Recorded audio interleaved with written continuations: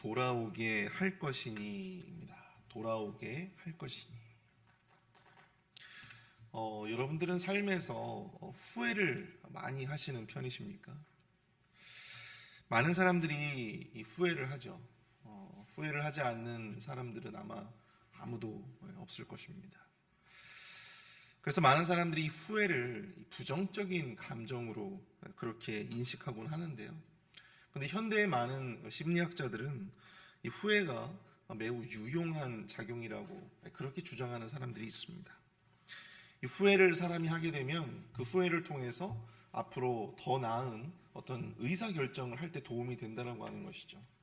사람이 후회하지 않는다면 이 자신의 삶을 반성하는 그러한 능력이 없게 되기 때문에 후회가 앞으로의 어떤 의사결정을 하는데 더 좋은, 더 지혜로운 결정을 하는데 좋은 메커니즘을 제공해 준다.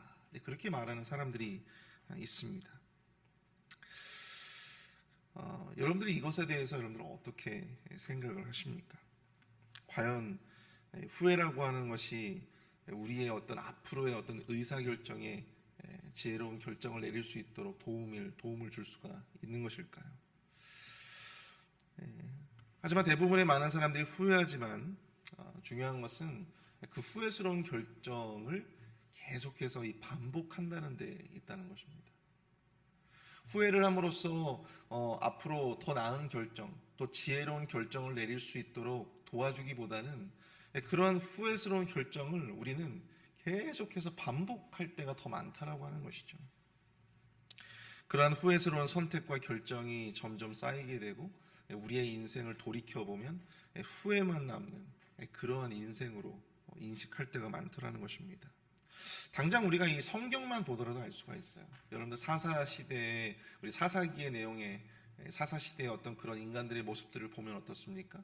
계속해서 그러한 삶의 지혜롭지 못한 패턴들, 그러한 선택들이 계속해서 반복되어지고 있다라고 하는 것입니다. 내가 이번에 지혜롭지 못한 선택을 해서 큰 어려움과 또한 큰 징계를 받고 큰 고난을 받고 내가 정말 고통을 당했으면 그 다음에는 내가 조금 더 하나님 편에서 지혜로운 그러한 삶의 선택을 해야 될 텐데 인간의 모습이 어떻습니까? 그런 지혜로운 선택을 할 수가 없는 거예요. 계속해서 그 지혜롭지 못한 그러한 선택들, 후회만 남길 수밖에 없는 그러한 선택들을 계속해서 반복하더라는 것이죠. 여러분들 오늘 본문의 이 유다와 이스라엘의 모습도 마찬가지입니다. 유다와 이스라엘.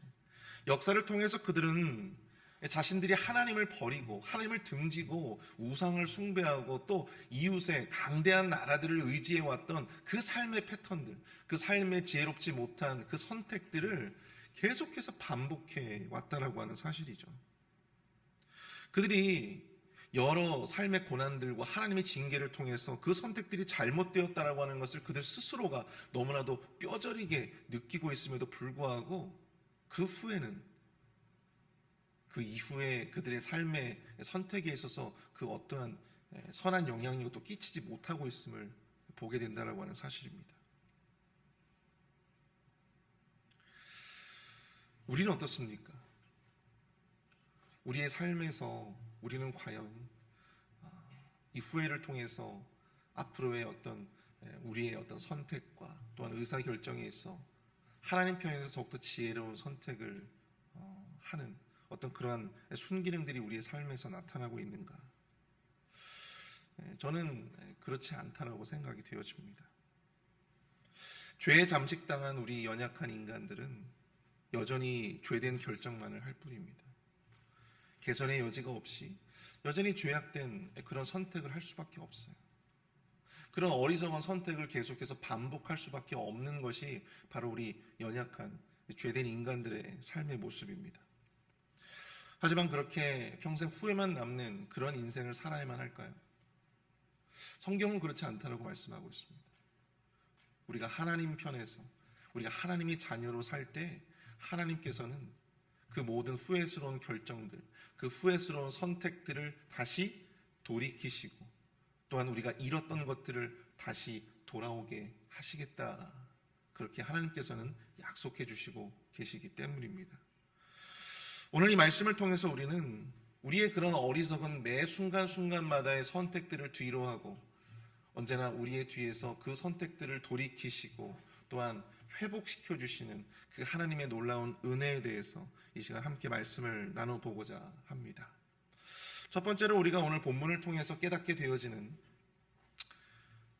영적 진리는 우리가 잃은 것을 하나님은 반드시 다시 돌아오게 하시며 회복시키실 것이다라고 하는 믿음을 가져야 한다라고 하는 사실입니다. 우리 3절 말씀을 함께 볼까요? 여호와의 말씀이니라. 보라, 내가 내 백성 이스라엘과 유다의 포로를 돌아가게 할 날이 오리니 내가 그들을 그 조상들에게 준 땅으로 돌아오게 할 것이니 그들이 그 땅을 차지하리라. 여호와께서 말씀하시니라. 아멘. 여러분, 우리가 왜 후회를 하게 됩니까? 우리가 매 순간마다 후회하는 이유가 뭐죠? 바로 다시 돌이킬 자신이 없기 때문에 그런 거예요. 내가 놓쳐버린 그 기회, 내가 놓쳐버린 그 선택을 내가 다시는 만나지 못할 것이다 라고 생각하기 때문입니다. 내가 망쳐버린 내 선택을, 내 인생을 돌이킬 수 없을 것이다 라고 하는 어떤 그런 마음 때문이겠죠. 더 이상 나에게는 그런 기회가 돌아오지 않을 거야. 바로 그것 때문에 우리가 후회하는 것 아니겠습니까? 근데 과연 그럴까요? 오늘 하나님의 이 회복의 메시지는요, 오늘 제목에서 나타나지만 다시 돌아오게 하실 것이다 라고 하는 하나님의 분명한 메시지를 우리가 기억해야 될 줄로 믿습니다. 여러분, 유다와 이스라엘이 하나님을 등지고 또한 하나님을 배신하고 하나님의 길을 따르지 아니하고 이웃 애굽과 또한 바벨론이라고 하는 아수르라고 하는 강대국들을 의지해서 저들의 삶을 개선하고자 했던 그런 삶의 모습들이 있었어요. 그 잘못된 선택의 결과, 그들의 그 결과는 어떠했습니까? 심판을 받게 되었잖아요. 바벨론의 침공을 받게 됐고 영토를 잃었고 땅을 잃어버렸다라고 하는 사실입니다. 여러분, 땅을 잃었다라고 하는 것이 여러분 오늘날에도 땅이라고 하는 거, 이 부동산 굉장히 아주 중요한 우리의 재산 아니겠습니까? 자산 아니겠습니까? 여러분, 땅을 잃었다라고 하는 것이 단순히 어떤 금전적인 의미에서, 경제적인 의미에서 어떤 우리가 손해를 봤다라고 하는 그런 의미는 분명히 아닐 거예요. 여러분, 이스라엘 백성들에게 땅이라고 하는 것은 무엇이었습니까? 이스라엘 백성들의 땅이라고 하는 것은 하나님과 이스라엘 백성들의 그 관계를 나타내주는 그 관계의 산물이었어요. 하나님께서 이스라엘 백성들을 선택하셨고 하나님께서 이스라엘 백성들을 친백성 삼아주셨기 때문에 하나님께서 선물로 주신 것이 무엇이었습니까? 바로 가나안 땅이었다고 하는 사실이죠. 근데 그 땅을 다시 회수하신 거예요. 다시 그 하나님께서 그 땅을 다시 회수하신 것입니다. 선물로 주었던 그 땅을 다시 회수했다라고 하는 것은 무엇을 의미할 것 같아요? 하나님과의 관계가 끊어졌다라고 하는 것을 의미합니다. 그들의 하나님 백성으로서의 정체성, 그 모든 것들을 잃어버렸다라고 하는 것을 의미하는 것입니다. 그들이 가지고 있었던 하나님의 은혜를 잃어버렸다라고 하는 것을 의미하는 것이죠. 그래서 그 땅을 잃어버렸다라고 하는 것은, 그 땅을 잃었다라고 하는 것은 이스라엘 백성들에게 있어서는 정말로 중요한 문제였어요. 정말 심각한 그러한 문제였습니다. 그들이 하나님을 버리고 그들 스스로 옳은 길을 택했을 때의 결과, 정말 참혹한 그러한 결과를 그들이 맞게 되었다라고 하는 사실이죠. 근데 그렇게 절망 가운데서 그 모든 땅을 잃어버리고 약속의 땅을 잃어버리고 하나님의 은혜를 잃어버리고 그렇게 포로로 절망스러운 삶을 살았던 그들에게 오늘 바로 이 하나님께서 주시는 메시지는 무엇입니까? 너희를 다시 돌아오게 할 것이다. 그리고 너희가 그 땅을 다시 차지하게 할 것이다. 이 바로 하나님의 회복의 메시지가 그들에게 주어졌다라고 하는 것입니다. 하나님의 자녀들이 후회하지 않아도 되는 이유가 과연 무엇일까요? 우리는 할 수 없지만 하나님께서는 다시금 기회를 주신다라고 하는 사실입니다. 믿으십니까? 우리는 회복할 수 없지만 여러분, 하나님께서는 우리를 회복할 수 있는 능력을 가지고 계심을 믿으실 수 있길 축복합니다. 우리는 스스로 돌아갈 수 없어요. 그러나 우리 하나님께서는 우리가 있어야 할 그 자리로 하나님은 다시 돌이키실 수 있는, 돌아오게 하실 수 있는 능력을 가지신 분이심을 여러분들 꼭 기억하실 수 있기를 축복합니다. 여러분 누가복음 15장을 읽어보셨죠? 여러분 누가복음 15장에 세 가지 비유가 등장합니다. 잃어버린 양의 비유, 잃어버린 드라크마의 비유, 잃어버린 아들을 다시 찾은 비유. 여러분 그 비유들에서 나타나고 있는 공통된 특징이 무엇입니까?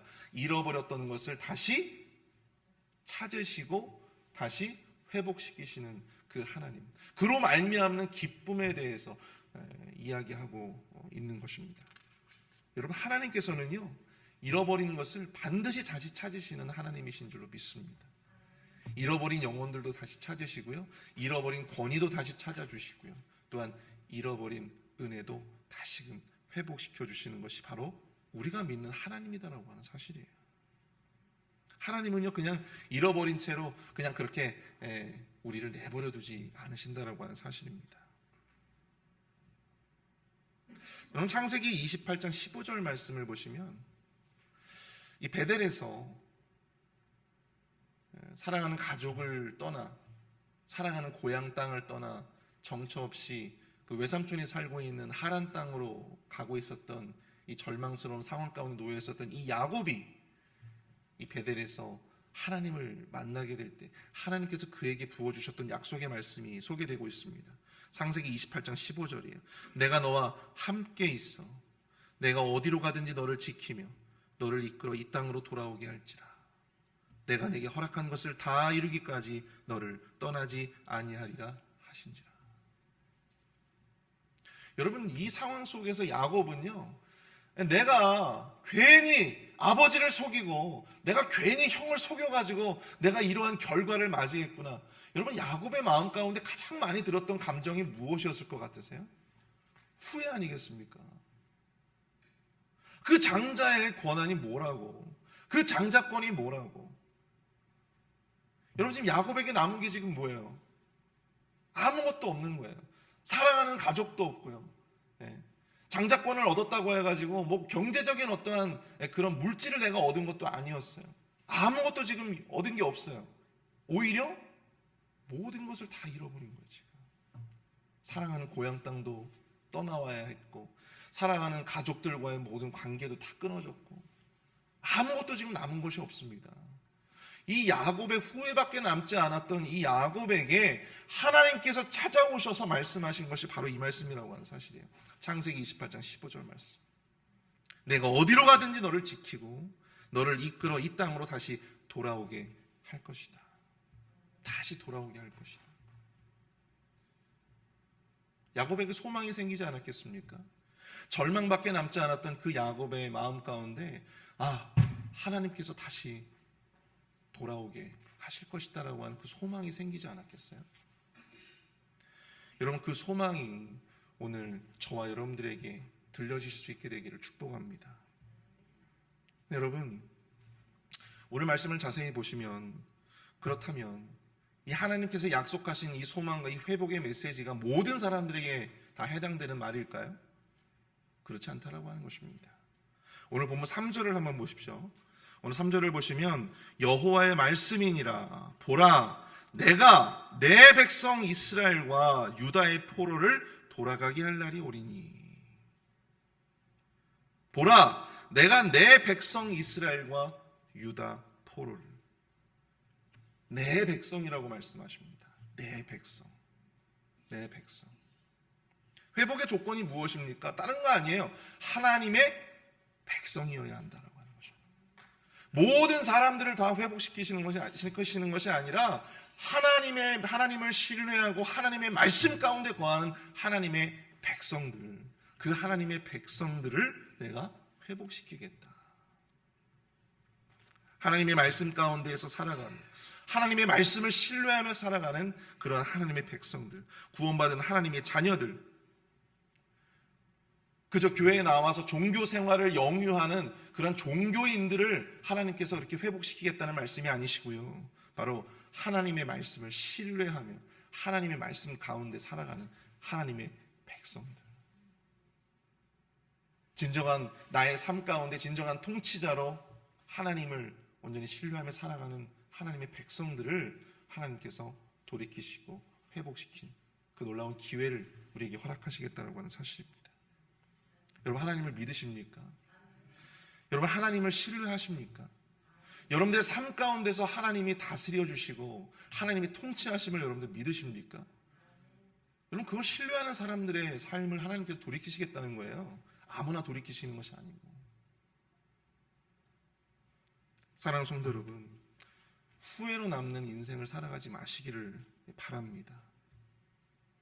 그 시간에 하나님의 말씀을 더욱더 신뢰하시고 더욱더 하나님을 향한 온전한 관계로 나아가실 수 있는 저와 여러분들이 되실 수 있기를 축복합니다.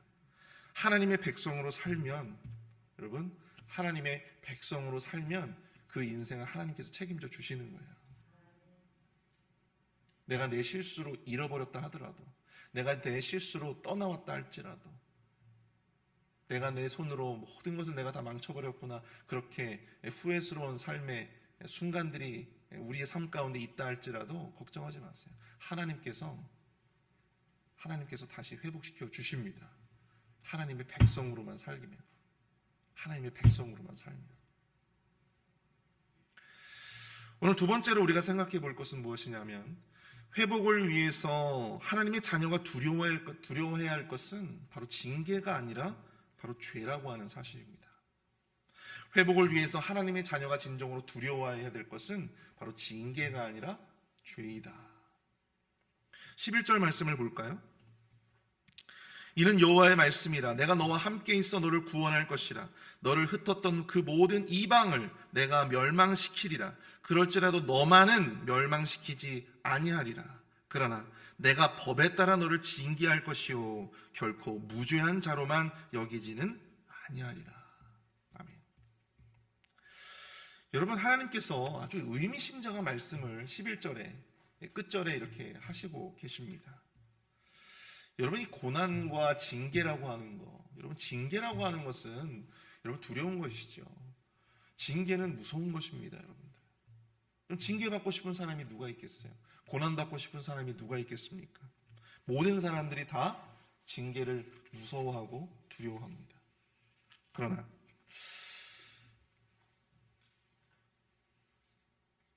우리가 진정으로 두려워해야 할 것은, 진정으로 우리가 무서워해야 할 것은 징계가 아니라 바로 그 징계를 초래한 바로 나의 죄라고 하는 사실을 여러분들 기억하실 수 있길 바랍니다. 그것이 그 모든 징계가 다 이 나의 죄로 말미암은 것임을 우리 스스로도 너무나도 잘 알고 있음에도 불구하고 우리는 진정으로 두려워해야 될 것을 두려워하지 못하고 있어요. 오히려 이 고난을 그냥 피하고 싶고 거부하고 싶고 그냥 이렇게 좀 살짝 넘어갔으면 좋겠다라고 생각을 하지만, 여러분, 진정으로 우리가 정말 무서워하고 두려워해야 될 것은요, 징계가 아니에요. 그 징계를 초래하게 된, 그 징계를 만들어낸 원인 무엇입니까? 바로 내 자신의 죄라고 하는 사실이에요. 여러분, 제가 예전에 설교하면서 그 바람 피운 남편의 이야기를 드린 적이 있어요. 이 남편이 오랫동안 바람을 피워왔고 딴살림을 차렸습니다. 그런데 아내가 자꾸만 이제 부흥회가 있다고 이제 교회에 가서 이제 저녁에 부흥회 집회를 가야 된다고 이야기를 하니까 자기도 같이 가자고 한 거예요. 그러니까 이 남편이 그 부흥회에서 은혜를 받아버린 거예요. 그래서 그 아내에게 자신의 이 성적 범죄를 고스란히 이제 회개하는 마음으로 다 털어놓고 용서를 구했습니다. 근데 이 아내가요, 그 남편의 죄를 용서했습니다. 대승적 차원에서 그 가정을 지키고자 하는 마음이 컸기 때문에, 또한 그가 하나님의 복음을 듣고 그가 용서를 구하고 회개했기 때문에 이 아내는 용서했어요. 근데 여러분, 중요한 건 그 딸들이 이 남편을 용서하지 않은 거예요. 어쩌면 아버지가 그럴 수가 있느냐고 하면서 아버지를 투명인간 취급을 하는 거예요. 근데 여러분, 바람피운 남편의 입장에서 용서받았긴 했지만, 자기 아내에게 용서받았긴 했지만, 하나님으로부터 용서받긴 했지만, 자신의 그 저지른 죄에 대해서는 어때요? 그 죄에 대한 결과는 내가 오롯이 책임을 져야 되는 거예요. 그것이 사라지진 않는 건 아니겠습니까? 여러분, 내가 바람을 피웠어요. 내가 아내를 배신했어요. 내가 남편을 배신했어요. 그런데 이 배우자가 용서를 해 주었다 하더라도, 하나님께서 용서해 주셨다고 하더라도, 여러분, 그 사람들의 관계가 이전과 같을까요? 이전과 같겠습니까? 결코 같지가 않죠. 결코 같지 않을 겁니다. 내가 용서받았다 하더라도 내 죄로 말미암는 그 결과에 대해서는 어떻게 해요? 내가 그 결과를 내가 고스란히 받을 수밖에 없다라고 하는 사실입니다. 그래서 여러분들 죄가 무서운 거라는 거예요. 그래서 그 죄가 무서운 겁니다. 자신의 죄가 낳은 열매인 만큼 여러분, 그 죄의 결과, 즉 그 죄로 말미암는 그 징계는요, 우리가 감당해야 할 몫인 거예요. 그래서 여러분들 그 죄가 무서운 것입니다.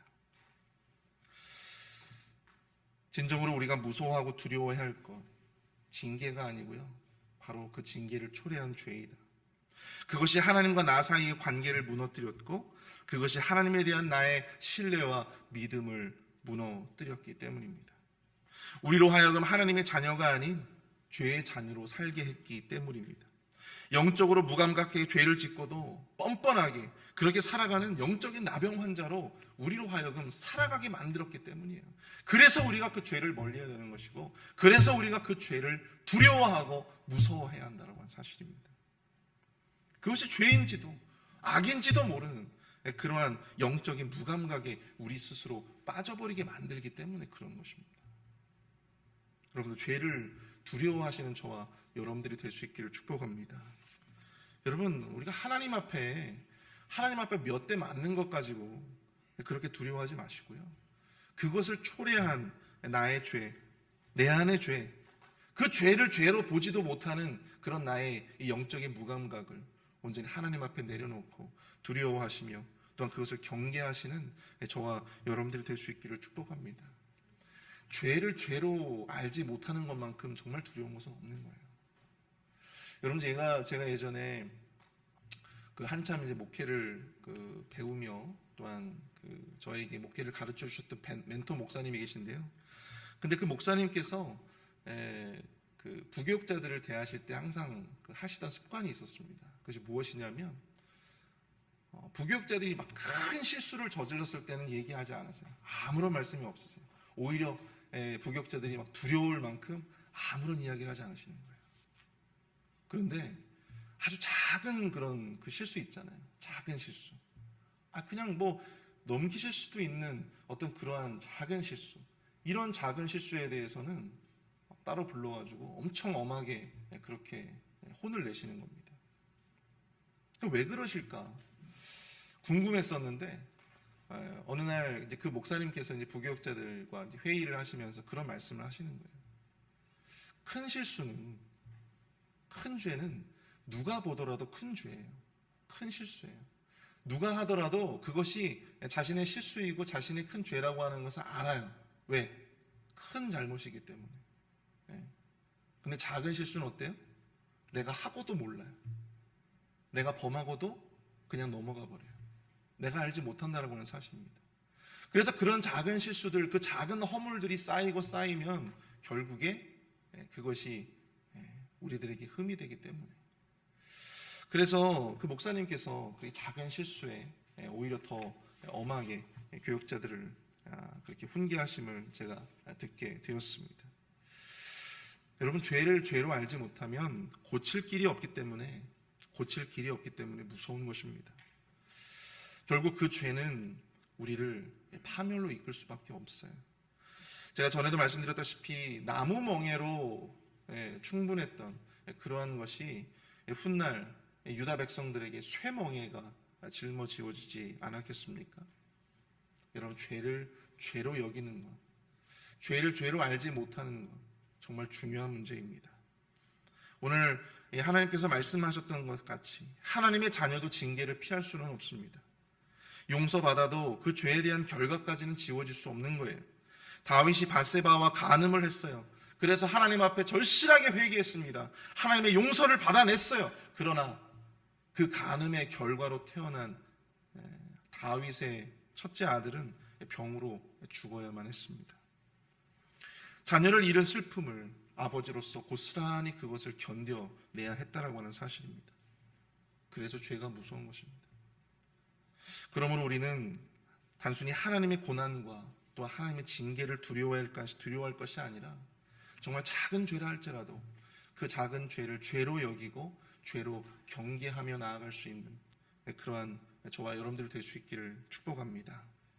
우리 시간 함께 기도하기를 원하는데요, 우리 시간 합심해서 함께 기도하실 때 우리 연약한 우리는 끊임없이 실수하고 잃어버리고 무너지지만 우리 하나님은 그것을 돌이키시고 또한 되돌리시는, 다시 돌아오게 하심을 믿습니다. 우리 참된 회복을 위해서 우리 스스로 하나님의 백성인가 하나님의 자녀인가를 검증하게 하시며 눈앞에 징계를 무서워할 것이 아니라 그 징계를 초래한 죄를 오히려 무서워하고 두려워할 줄 아는 그런 하나님의 자녀로 살게 해달라고 함께 기도하도록 하겠습니다. 함께 기도합니다.